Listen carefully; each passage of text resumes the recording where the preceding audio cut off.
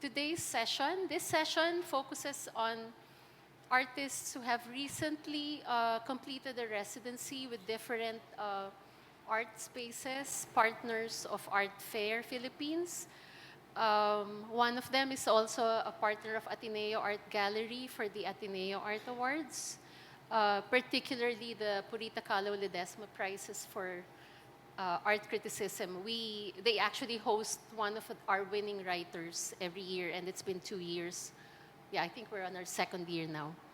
Anyway, habitation and creative practice. So that's the theme for today's session.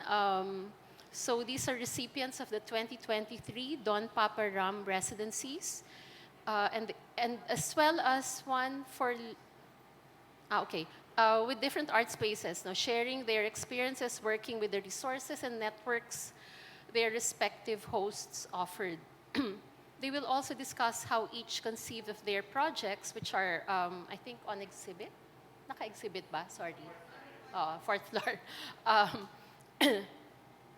And the future directions they may plan to pursue. There are five. Tama ba to? Five? Hello, so magsiscript na lang ako kasi baka maligaw ako papunta ako sa kung anong tangent. Anyway, so good afternoon everyone. I'm Renz Baluyot, and today I want to share with you my experience as an artist in residence at the Orange Project in Bacolod City, Negros Occidental. From mid-September to the first week of October of 2023, I embarked on a self-directed journey to immerse myself in the island's culture and create art inspired by what I discovered. So basically, the residency program in Orange Project ay very open. So walang specific program. So it's up to the artist kung saan niya dadalhin yung kanyang research. The residency program offered incredible freedom, allowing me to wander and connect with the local scene. I stayed within the art district where Orange Project is located, alongside other establishments such as the Safe House, where they hold film screenings of local movies and documentaries. So, maliban sa Orange Project and the Safe House, meron ding food establishments doon. Other than artists going to the art district, yung mga locals then who's working like in a nearby call center, companies and buildings, nagpupunta sila sa art district like to have lunch or to tambay lang, ganun.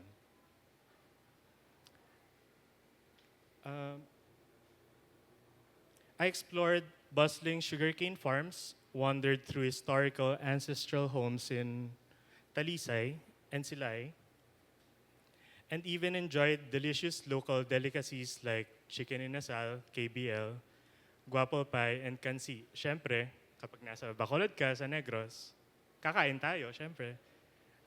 For me, part yun ng immersion ko, in a way. Or an excuse na rin. Maliban sa ancestral homes, bumisita rin kami sa iba't ibang studios ng artist doon. Like this one, this is Charlie Co's house and studio. Maraming artists sa Bacolod, very active yung art scene, kaya ang special din ng lugar. Iba't iba yung forms of art nila, iba't ibang klase ng practice, but everyone's really consistent in production. And this is Joe Geraldo's studio. He's a terracotta artist. He's a sculptor.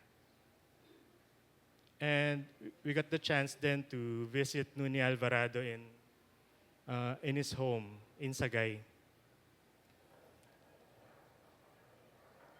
So yung hawak ko ngayon, this is a sugarcane knife. His personal one. It's a bit rusty, it's a bit old. Pero yun.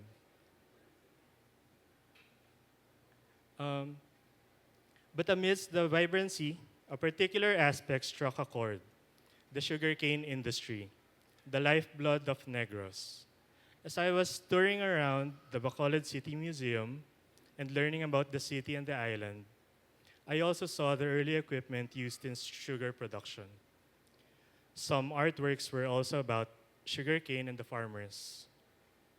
As the Philippines' sugar capital, this island relied heavily on the labor of local sugarcane farmers as well as the sacadas. Each person I encountered and knew was just a degree or two away from knowing a sugarcane farmer. Some even were able to become actual farm hands as well.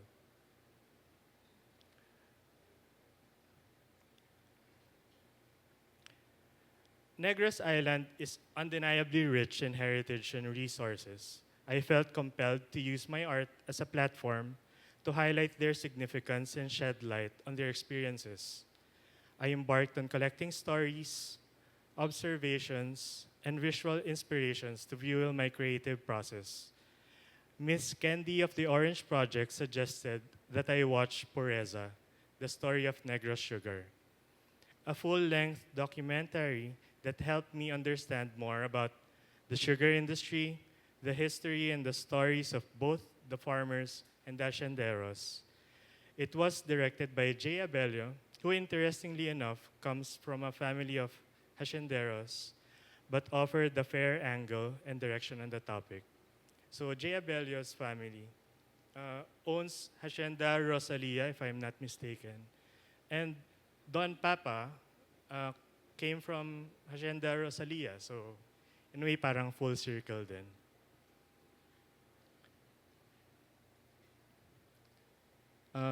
So ito yung mga farm tools or knives na nakita ko sa Bacolod City Market, where I also got the materials para sa work ko na naka-install sa fourth floor. Yan. Yan. My resulting installation titled Pureza draws inspiration from the very tools of their trade. Pureza, which simply means purity, is the term farmers and millers use to describe the certain maturity of the plant where the sugar content is high, giving a higher yield. The main body of the work is a towering structure reminiscent of the wooden ladders, locally called damyo or andamyo, that these farmers used to load harvested sugarcane onto trucks. So yung kahoy na structure na to is a ladder na ginagamit nila like this.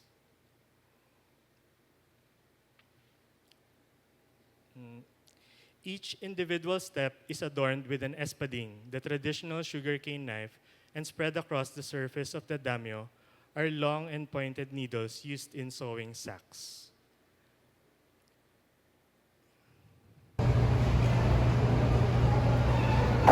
This deliberate choice is symbolic.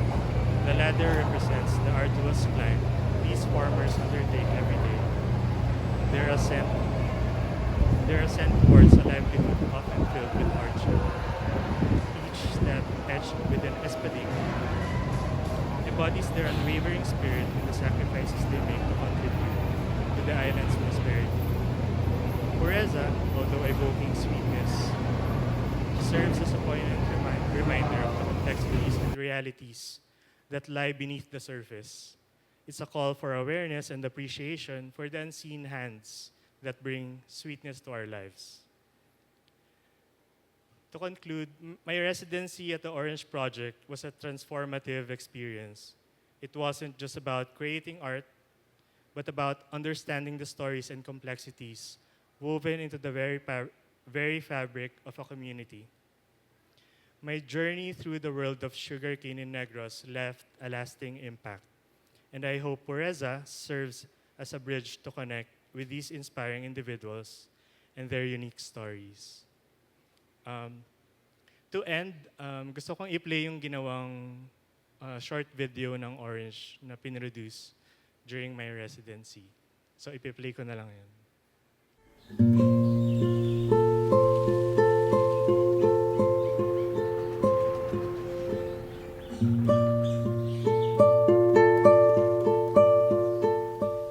Well, mula nung bata ako, I guess lahat naman tayo creative. Mahilig ako mag-drawing, mahilig ako mag-color. Hindi naalis sa akin yun nung lumaki ako. So I enrolled as a fine art student. Ayun. I guess nagtuloy-tuloy na yun from there. Sa body of work ko, yung main theme is urban decay. So I often use discarded objects or artifacts.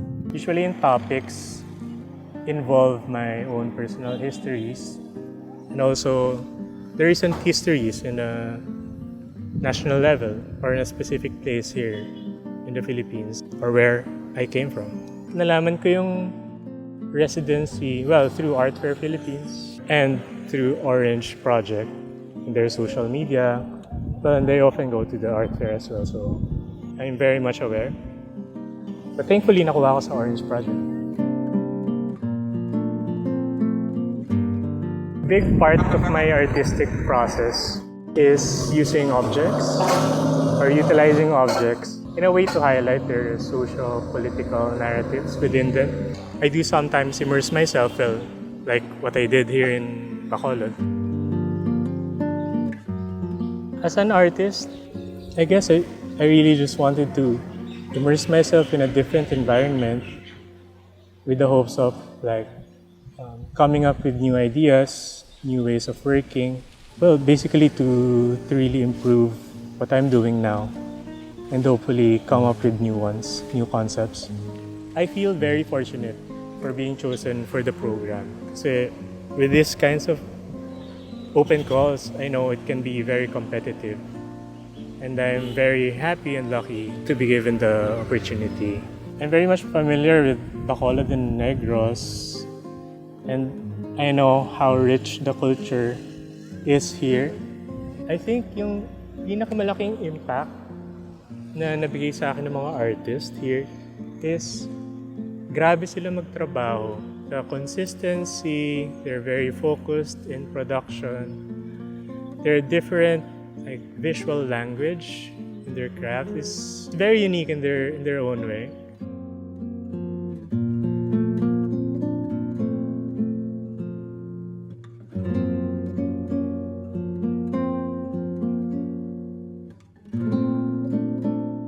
Let the place and your immersion direct where your creative process would go.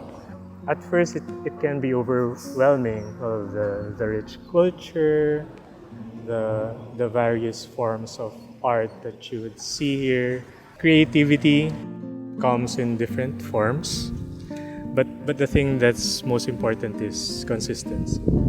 When you just let go and I say maybe trust the process, I think mapupunta ka rin kung saan ka papunta. Makukuha mo yung para sa'yo.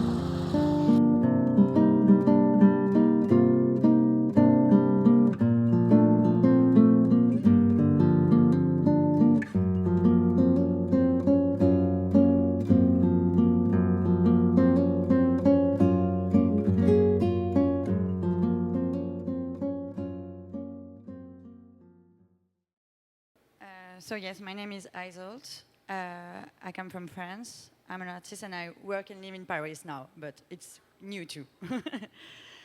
So I did a residency with Orange Project because I won the Don Papa Art Prize competition in France 2 years ago. I work around an installation and universe, and I try to create landscape. Because for me, landscape is a good notion because it's a universal notion common to all. We do not all share the same landscape, but we all have landscape within us. So, and I try always to bring natures everywhere in my paintings. Yeah. So during the residency, I discovered Philippines and Bacolod. So I discovered Orange Project, but also Art District because it's a huge and strong community. So I was so grateful to be host there. And I can say this is another work. Yeah. So yeah. So I did this installation about all my memories I would like to keep with me from the residency and the island of Negros. You can see I decided to build this angle to play with a false perspective as a trompe-l'œil, because you know when you try to bring back memory, it's always hard to know if it's a good or wrong memory. So inside this installation, I did 2 paintings. I played with pattern and shape I discovered during my stroll in the island, and I tried to build like 2 herbaria with all the plants I discovered. And when I read, I wanted to work with local people, and work with wood, because the wood here is quite amazing for European people. So I decided to find a solution to work with it. And during my trips, I saw a lot of wild chicken, because it's something you have here, but in Europe there is a lot of fox, so there is no chicken. So for me, there were like always body I met during my stroll in the mountain or the jungle, and I decided to bring them with me in France. So I work with a wood shop workshop, and I found this further. You use it, I think, to clean things here, but for me it was so beautiful. So I decided to do like chicken functional art, something like that.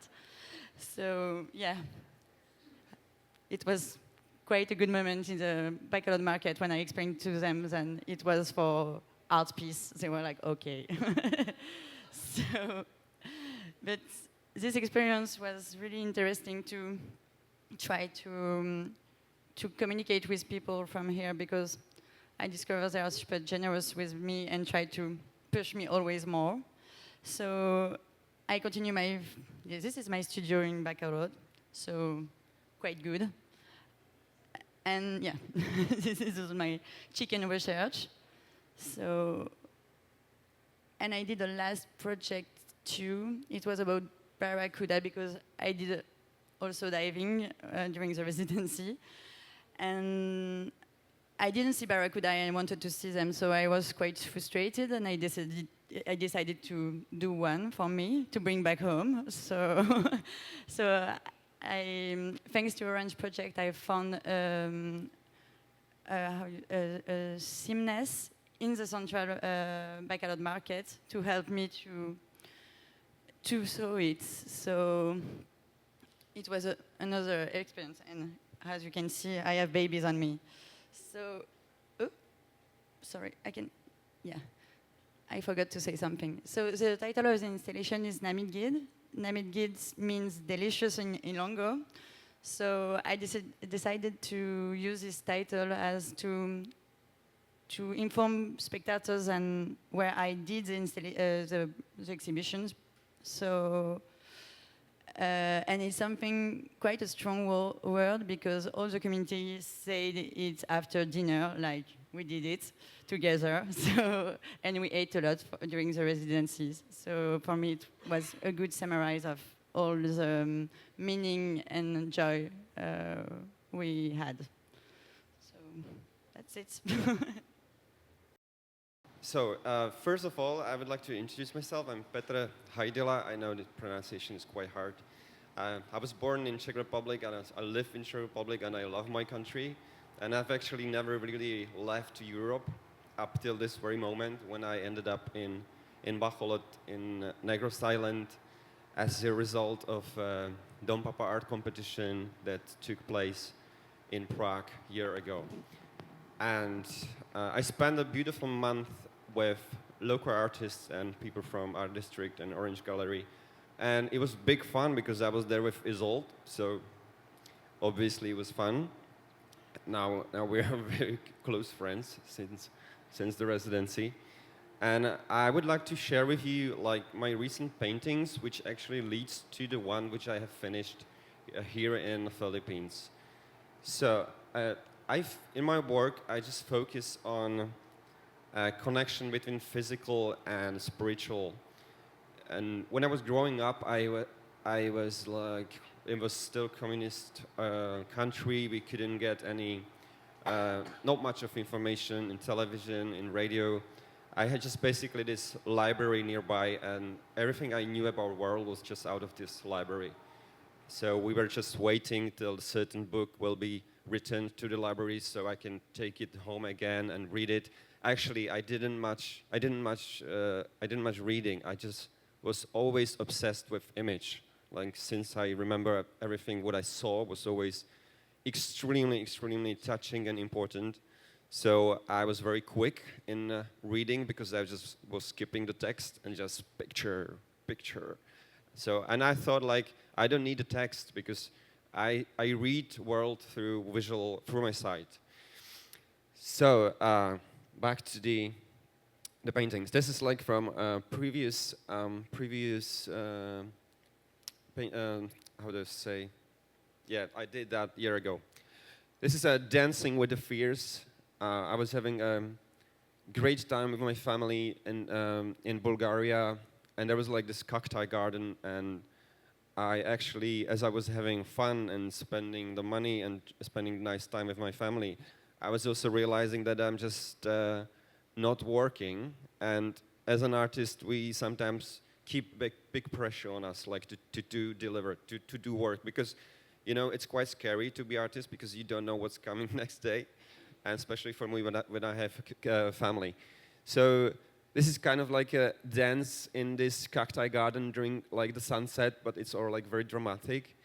But the figure, which like represents me or anybody, I always liked when people can reflect themselves into the painting. So it's about those feelings that you have in the night. You know, like you wake up in the morning and everything's fine, but in the night, everything's so dark. It's like, no, I'm not going to make it. No, it's just, it's too hard. So it's about that feeling, but also about how to really keep dancing and just to dance through the terror of the night, which we sometimes have to do.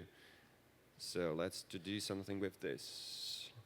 Yes, this is from the same topic, but there is this figure. It's a woman. As I was watching my kids naked running through the cacti garden, I realized how beautiful it is, but danger in the same time. And this is like a figure of women on the skateboard, driving just through the garden, so you can feel the potential risk of falling into the cacti. But this one is actually called The Night of No Worries. So for me, in that certain time, I was really struggling during the nights, and as long as I finished this one called The Night of No Worries, all the nightmares disappears, and I could sleep like very well from this painting. It kind of illustrates how powerful the art can be, like towards the one who did it, and sometimes it's like it really helps. And this is the third painting of the series, called The Night After. It's like the dawn, the new day, the new light, and there is just this painting of the darkness that left as a memory from the night, but it's no longer real. So it's like about this new hope that it's gonna be fine. Yeah, sometimes I just get to support myself by painting something what I need to see, so I can calm down. I grew up in a huge bohemian family, and everybody around me were actors and musicians, and I had two fathers, and my real father, he was an artist, and we saw each other like twice a month for weekends because they were divorced. So he always focused on me during those weekends, so we can have like proper time together. And we used to play a billiard. And he had like a huge library of all the art books, so I just loved it there. And we talk about the art and about everything, like girls, school, life. And then my father passed away, and I realized like I've really lost my mentor and somebody who, you know, nobody will ever love you like your father or your mother.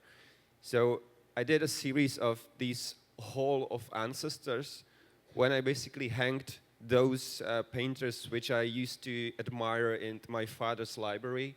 There is like Matisse, Manet, Monet, and here down on the table, it represents the game, like my current game, the art that I do now. This is the colors. My father is not there, but he's basically like in every single square inch of the painting because it's still like I do what I do because of him. So this is like the whole of ancestors. And then this painting, I've chosen this painting to show you because of course I come with idea before the painting, but I'm never trying to really paint it. I'm just trying to find it through painting because I never know really how the result will look like, and it's a lot of about improvising and being sensitive towards the magic that sometimes appear in the painting. So this particular painting is very favorite of mine. There's a figure, it's actually Greek god Apollon, which I fell in love with when I was a little, again, in Fighter's Library. And he is just almost melting into this horse. I just loved horses since I was a kid, and anytime I'm nearby them, you are always like flooded with those emotions that you are near this huge, warm body that's looking at you and smells by the hay, and it's all very magical. So I sometimes use those horses on the paintings just because I love them, and I put them there, and suddenly, wow, okay, let's do something else.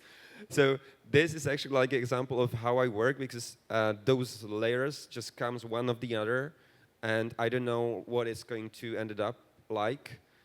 And there are salamanders which I used to keep as a kid because I was just so keen on nature, which was not present in the city when I lived. So I just was very obsessed with all those images and butterfly collections.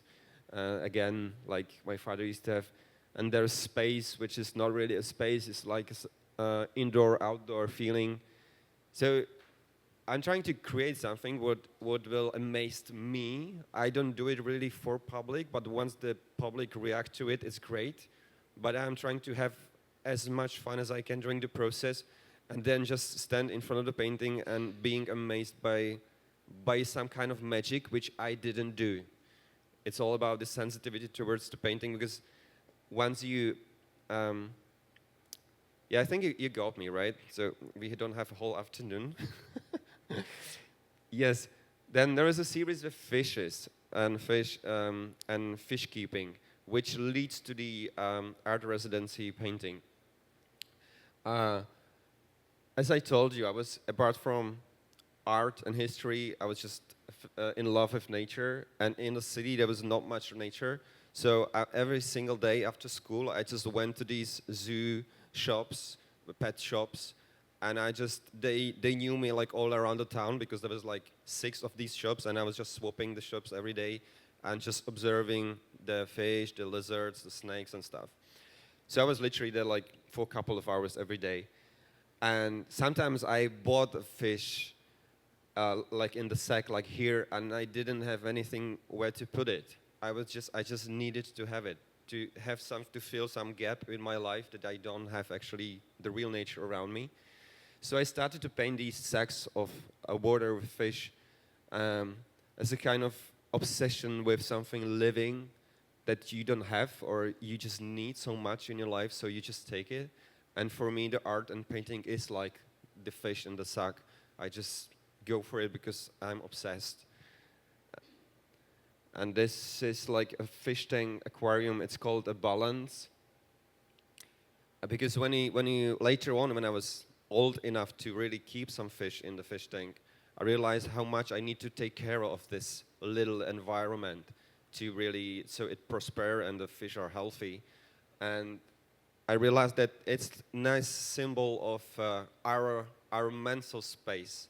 We get to take care of our thoughts, of our how we do live, like the mindset and everything. And once you don't stop taking care of your mind, then it's going to end up bad. So I started to painting these fish tanks as a symbols of the inner world, which needs to be taken care of. And this one is my favorite. It's called Feeding Fish Ecstasy, because you're in your a friend's place and he has like this huge fish tank, and he always asks like, can I feed it? Like, can I feed the fish? Because it's so exciting, isn't it? Like, drop the food and watching the fish being fed. It's just, I don't know, maybe you don't have that feeling when you do it, but I just have it so much. And feeding something means like keeping something alive. And I think we are all here to bring more life to this planet and towards to each other. So for me, feeding is again a symbol of really, as I told you in the beginning, I like the connection between physical and spiritual. So this is a very physical action of feeding the fish, but I see it as a very spiritual thing as well. As a blue swimmer, again, this figure now is used as, or the tank is like the mental space, and the figure is floating in it. It's very simple painting, but I love it because I'm trying to quite often reduce everything in the painting to left with something powerful that resonates, that speaks. And here you can see the power of color, which I used a lot in my work because, again, I was just, this is like a tool for me to express what I want to express.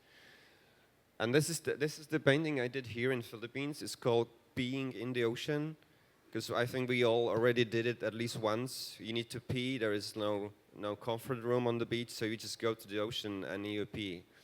And I have found this moment as very magical, because you basically have to stop swimming. You have to relax your body, your muscles, so you can pee. And in that very moment, you have to trust the ocean that it will hold you and accept you with everything you do. Even your urine is accepted. And that's so important, because this is like when you have like a little baby and the baby accidentally pee on you. It's not urine, it's your body. It's like, it's something where it's no longer like awkward. So it's not awkward to pee in the ocean. The ocean will accept you and your urine as well. As I'm talking, I'm already has goosebumps because I look at things and I feel them and I feel what they can actually mean. So I live my life by being all the time inspired and touched with something very ordinary, which is yet very, what's the word? I used it already. Spiritual. So being in the ocean is actually inspired by my staying in Danhugan Island in Negros, which is nature reservation, which I have Googled before I flew to Philippines. And for me, believe me or not, that was like my first encounter with the real tropical wilderness that I've dreamed of, and the one that I saw in my father's library. And I was finally there, and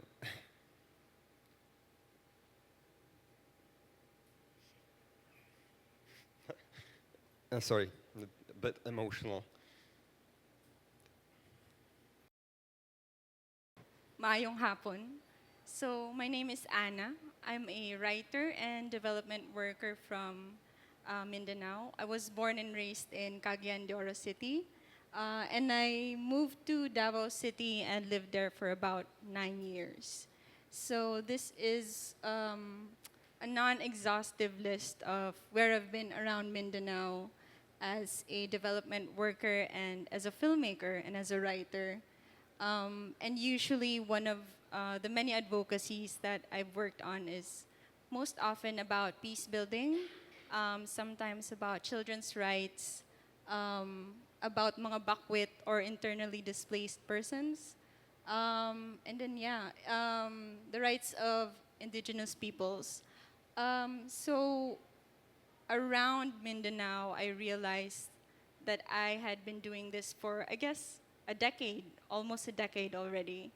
And I realized that after a decade of doing that, I wanted to apply to the art fair residencies because I wanted to ask, how about ako? Like, ano yung kwento ko? And I wanted to, because I have no authorship in all of the stories that I've heard as a writer, and all the kwento ng mga communities. I have no authorship and I have no parang way of releasing all that. But at the same time, I also wanted to ask kung ano yung kwento ko. Yan. So, right. So applying for Linangan, I knew that I was going to make work central to the letters from my grandmother addressed to me. And when I applied, I knew that I was gonna do video work, and at the same time, during the application, Meta was actually trying to create an AI learning model that could recreate handwriting. So you could take a photo of an image and it would create the alphabet for you based on the handwriting. So I wanted to find out if AI could recreate my grandmother's letters. So I was trying to like experiment on that, or I wanted to do like video work or continue my previous work with like projection mapping as well. And so I had all that sort of planned out. And this is one of like the first 2 days where I was at the residency. We were settling down. We set up our studio, so that's my studio. I had a sewing machine. I had like the construction net. And yeah, I was really happy to find out that Linangan in Alfonso is like a very expansive place. So normally, like, I don't know, on cue, within like 3 days of staying at Linangan, my laptop broke. So I was really distraught kasi my laptop is connected to my livelihood and basically it's my lifeblood. So I can't pay the bills without my laptop, and this was like happening in the first week of my stay sa Linangan with all these parang pre-planned things I was thinking of doing.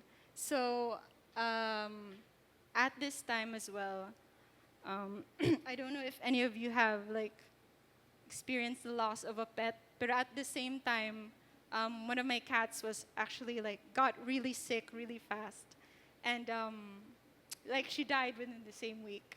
So I was also like experiencing grief for the first time because my Lola is still alive.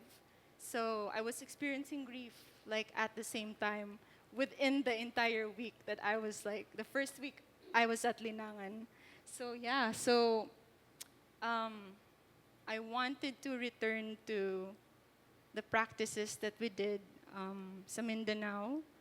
I wanted to parang look back on the rituals that we used to do when either we're doing filmmaking or development work.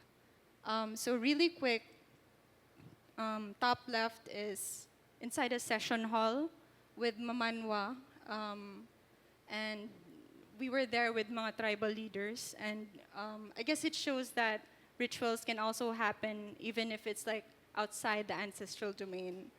And the bottom left is,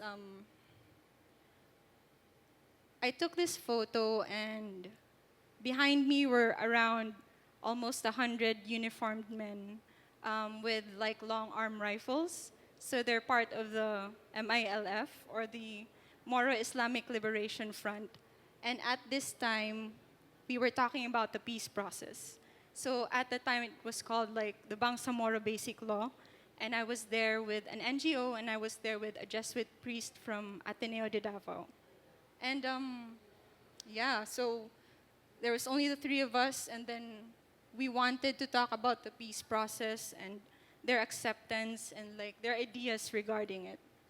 And the bigger picture here is with the Blaan of Atmorok. They're pounding rice. I don't know if you're gonna, yeah. So they're pounding rice as part of a harvest ritual. So these women are also the tribal leaders of their place, and they also are tasked to do like, to head the chants and to head the rituals of their place.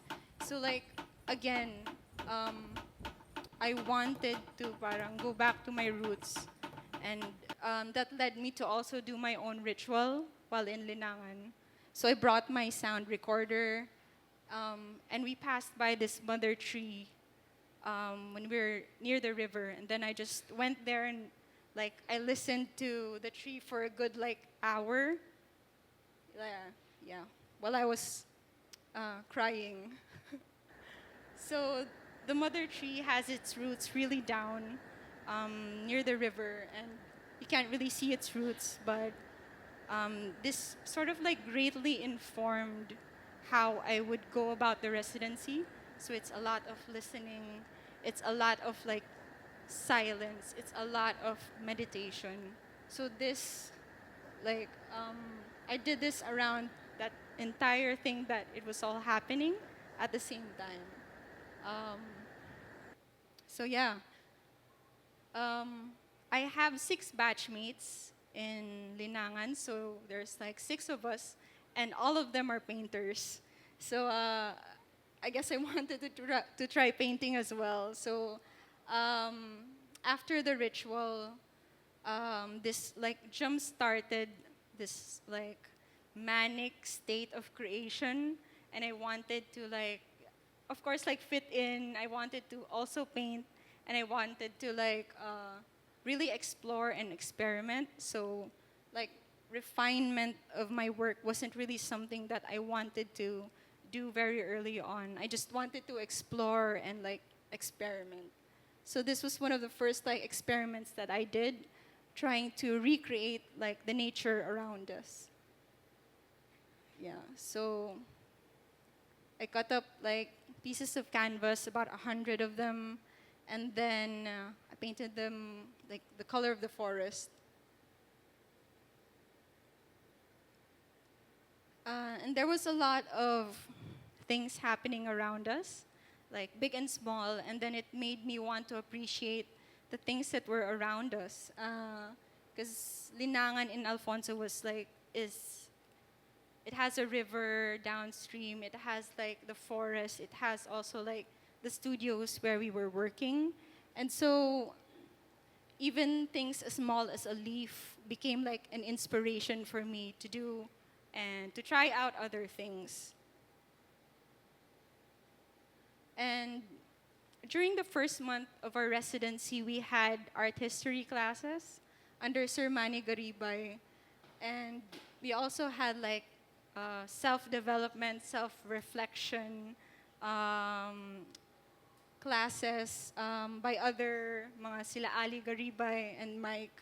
And we were all also, if you're familiar with the program, we were also like washing our own dishes. We were cooking breakfast, and we were also like sweeping the floor and cleaning our own rooms as well. So it's really like shared communal space, and it's something that, you know, as an artist, huhugas ka pa rin ng plato. Like you're still gonna clean the bathroom, you're still gonna, you know, do work to pay the bills. And then this is really like reflective of, I guess, trying not to put us into a bubble. Na parang this is real life. You make art, and then you also live your life. Oh, sorry. All right. So yeah. So we went to a lot of places. We went down to the river. Tapos maraming mga things to see. So right. So eventually my laptop got fixed. Then I was able to do the project that I originally intended to do. So I extracted letters from my grandmother. So this was one of the letters. And we also did, I also explored trying to make work that, again, ayan. So one of the things that I also explored there was the use of molded textiles and aerosol. The background for aerosol is that when I was in Davao City, everything looked the same to me. Pero when I saw graffiti or street art, that became like a marker for where I was. So just those two objects I used, aside from the letters. Yeah, so this is like the AI experiment. I wanted to try through Photoshop, AI generator, if like a machine can copy your grandmother's letters, and apparently they cannot. It looks like it from afar, but a machine cannot do your handwriting. Right. Right. So at the same time I was doing the molded canvas, I was also trying to figure out how I could do like the projection mapping. And I used toys to like mold behind the canvas. Yeah, fast. So during this time, eventually, I was like really kickstarting my art making, and this is actually the first time I did studio practice at all. So this is the first time I've ever been like to to function like as an artist while I was at Linangan. So I ended up making 13 pieces of smaller works, smaller to medium-sized works based on toys, children's toys. So yeah, this is my like studio,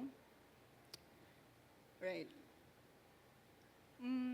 Right, and then I think the left photo is very parang telling kasi I didn't know when I was taking this photo that it also had the background sa facade ng Linangan behind it.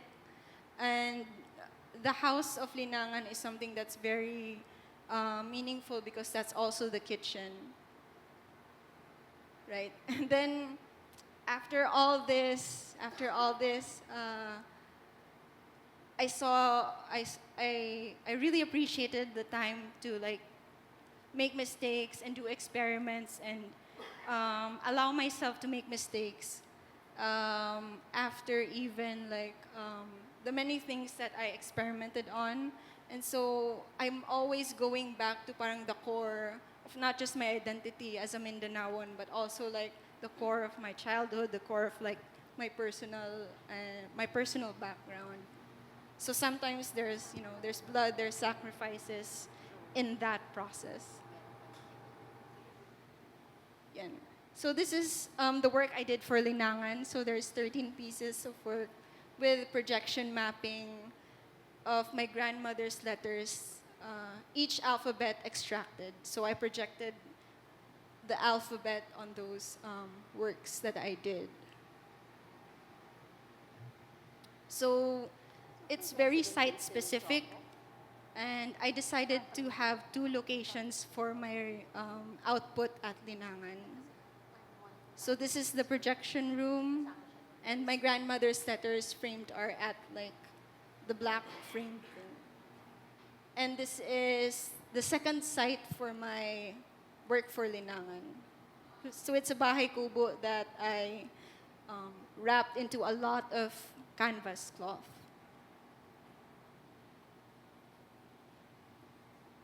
Right.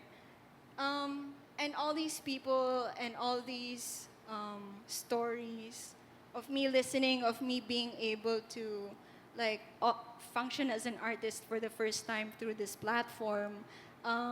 It takes like a village, it takes a community to be able to raise an artist. And I was really happy for like the collective growth that we have. I was really happy with the feedbacking and criticism that I received because I think it's one of those things where I'm able to grow the most. And my work actually for Art Fair Philippines is different from what I did here. And I can talk about it later at the 4th floor if you guys want to come. And it's also still based on my grandmother's letters. So, Thank you, Anna.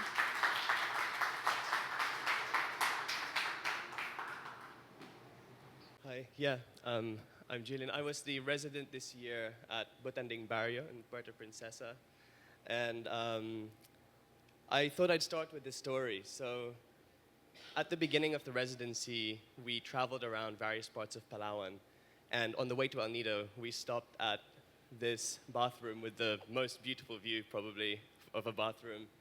And as part of this stop, we realized that the municipality line of Puerto Princesa and the neighboring, the neighboring municipality straddled this property in half. And after asking what the story there was, it turns out that that line had meandered and it had settled over that property when the husband and the wife that owned it decided to split their vote on both sides. And I kind of thought this was a really amazing meeting point between the kind of official lines and territories and the real lives of people that lived in the space. And I think this was one of the things that began to prompt me to think about maps. So I decided to go and 3D scan some caves around El Nido, so Ila Cave. And you can see in the bottom left corner where Ila Cave is. This is a map that was published by NAMRIA showing like the whole of the Philippines, but this is the part that has Diwel Valley. So this is, the Ila Cave is a karst, which is a rocky formation that rises out of the ground. And at the base is the cave. And you can go through the cave and actually climb up all the way to the top.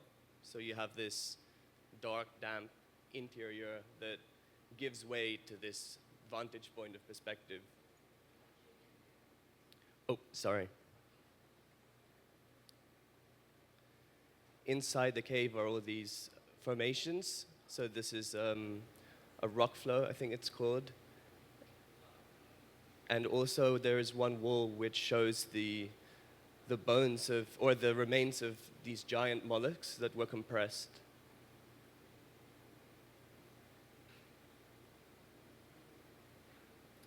So I decided, reflecting on maps and also, so I think maybe the software aspect, so I'm interested in language, and I think when I talked about archaic technologies, I really think about the way that it comes from this idea of software as a portion of language that explores how language can operate on itself through computation.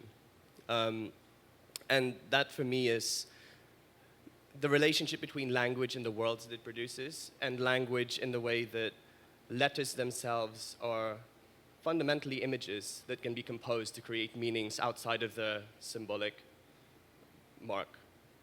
And so thinking about this and thinking about maps, I was really drawn to this idea of how technology and tools produce realities outside of themselves. In my work that I'm showing downstairs on the 4th floor, there are two images side by side. One is a map, and the other one is a view of the sky from the beach that is shown in the map. And I was really exploring the difference between navigation systems, so that before there were like the Polynesians and the Micronesians that used to do these long sea crossings just by referencing the stars. And then maps come along and usher in a new way of understanding terrain and environment. In the case of maps, they also have a long colonial history and really form the basis of ownership of property. So I find it interesting how these tools can produce these political and social realities. So I kind of thought about the significance of making maps, and I decided to 3D scan the interior of Ila Cave as part of my research in exploring this idea. So the way that this photogrammetry process of 3D scanning works is you take a number of images of the interior of a cave or of an object, and the software, the photogrammetry software, reconstructs from the images a mesh. And a mesh is represented by lots of different points that are connected with lines that create triangles to create this shape. So on the left, you see all the numbers, all the coordinates of all of the points. And on the right, this is like a kind of process shot of the mesh being constructed. So you can see the rectangles of the images, and they're placed in 3D space, and that's how the rest of the mesh is created. So you can see that's the mesh of a portion of the cave. So coming out of the rock on the other side is a small hole, and you can actually go out and wander up to the top of the formation. And you can see actually some graffiti. And I put this here because Dindin, who showed us the cave, who really looks after the cave and is present during all of the visits by various archaeologists, talked about, he gave a throwaway statement when I interviewed him. And he said, yeah, this graffiti in the top, it's been there for maybe, 10, 20 years. In another few hundred years, it's going to form part of the cave's history.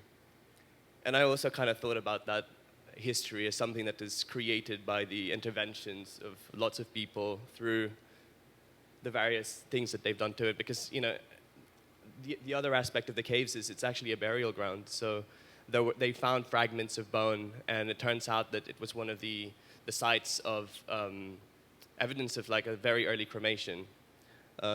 So there's already evidence of tool use in various layers. And this is another view on the way up to the top.